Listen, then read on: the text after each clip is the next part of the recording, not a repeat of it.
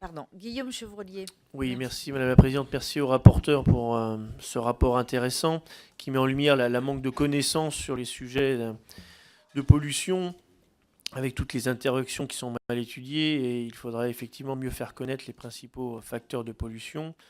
L'autre point essentiel que vous soulevez, c'est l'importance méconnue de la pollution de l'air intérieur, pollution aux conséquences non négligeables du fait du temps passé dans les logements, notamment pour les urbains, et notamment aussi avec le développement des logements BBC où on impose de ne pas ouvrir les fenêtres. Donc il serait effectivement important que chacun puisse mesurer la qualité de l'air de son logement ou de son bureau.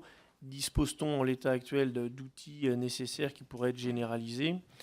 D'autre part, vous soulignez avec justesse le défaut de notre pays qui crée beaucoup de structures, d'organismes dont les rôles sont méconnus et se chevauchent. Donc là aussi, effectivement, il faudrait de la simplification.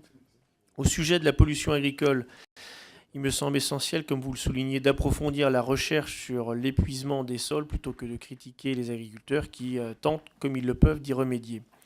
Enfin, sur la divergence de vues sur la politique fiscale, je souscris aux positions de mon collègue Martial Sadier, qu'il faut cesser le matraquage fiscal et chercher plutôt des mesures incitatives efficaces pour garantir la bonne qualité de l'air.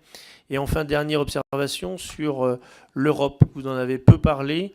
L'air n'a pas de frontières. Quelle convergence il y a actuellement dans les politiques de l'air au sein de l'Union européenne et comment se positionne la France par rapport aux partenaires européens? Merci. Merci.